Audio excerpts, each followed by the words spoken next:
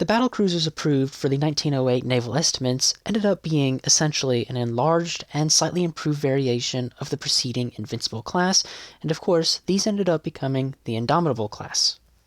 Initially, it was expected that battlecruisers for the 1909 naval estimates would be a further evolution of this tree, improving upon the Indomitable's design.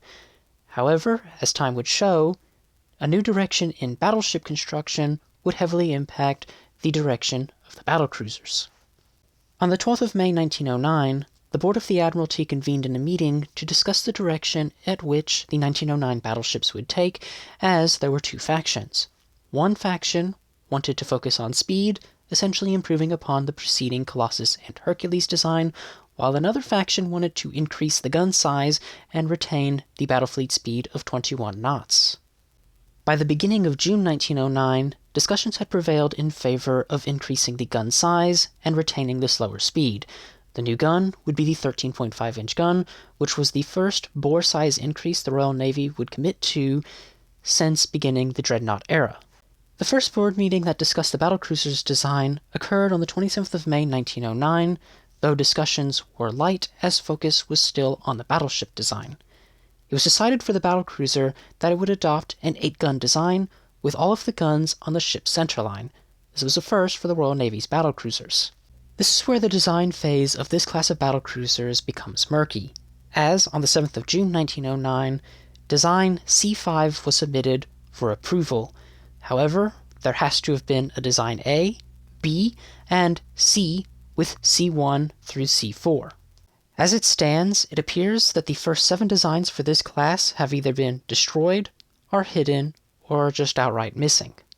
Regardless of what happened to those designs, Design C5 was extraordinary, especially in comparison to the Invincible and Indomitable, as this called for a ship that was effectively a battlecruiser variation of the Orion. It called for a ship that had a standard displacement of 26,350 tons. It would have an overall length of 700 feet, a beam of 88 feet, and a draft of 26 feet. Its machinery was able to produce 70,000 shaft horsepower, giving the ship a top speed of 28 knots, and it would operate on 3,800 tons of coal and 1,000 tons of oil. The armament would be made up of 8 13.5-inch guns with 80 rounds provided per gun, with 2 turrets superfiring forward, a single turret amidships, and a single turret aft.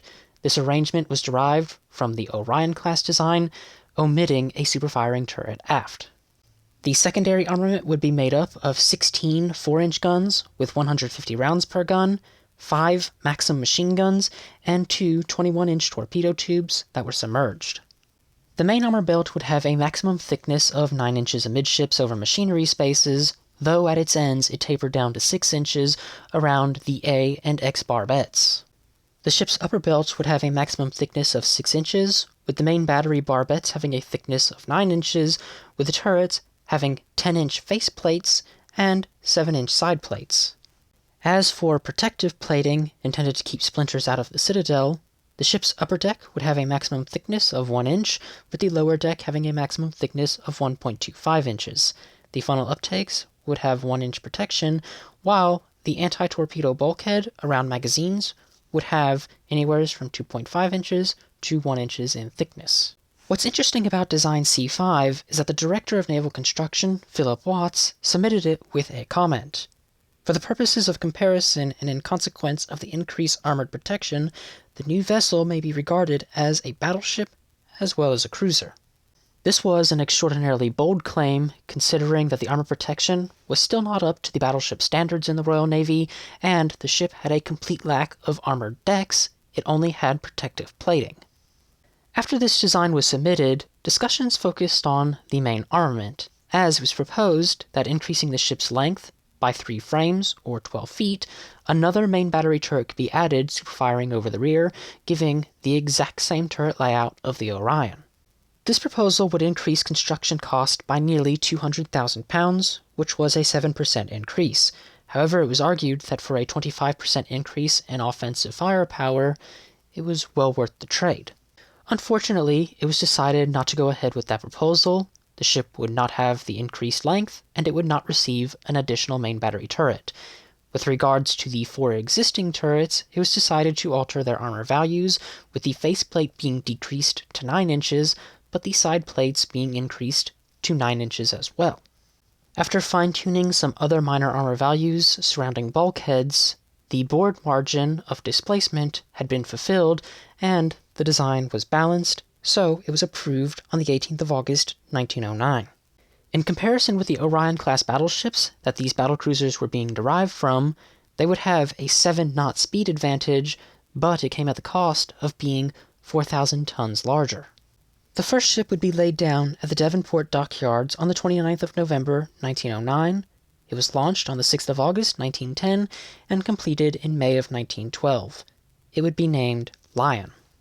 The second ship's keel would be laid down at the Vickers shipyard on the 2nd of May, 1910.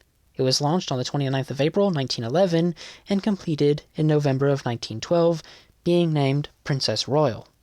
In January of 1912, Lion began its speed trials, during which a problem with the design was discovered. The forward superstructure's design was largely based off that used for Dreadnought, which had the bridge in front of the forward funnel and the forward funnel in front of the foremast, which was a tripod with a control top. Smoke and heat from the forward boilers would impact both the bridge and the forward tripod, and as a result, it was realized that this arrangement had to be heavily altered. The bridge design was reworked. The main mast would now become the foremast, and the forward funnel would be moved back slightly, with its size being decreased, placing it behind both the bridge and the forward control top. As for the main mast position, a new mast would have to be created, meaning that upon entering service, these ships would not have a tripod. The same alterations would be applied to the Princess Royal while it was still fitting out and before it conducted trials. With that, the first 2 ships of the class were completed. However, the Royal Navy was not done. As for the 1910 estimates, it was decided to adopt the Lion's design again, but slightly improve it. While the battlecruiser for the 1910 estimates would never be officially recognized as a 3rd unit of the Lion class, in most respects it was, though it could more properly be considered a sub-design. Improvements to the design are as follows. The bridge, funnel, and mast arrangement forward would be identical to that of the reconstructed variations aboard Lion and Princess Royal. The ship's displacement would be increased by 650 tons, with a beam increase of 6 inches. This meant that the shaft horsepower had to be increased from 70,000 to 75,000. This increase in shaft horsepower would ensure that the now slightly larger ship would retain a speed of 28 knots.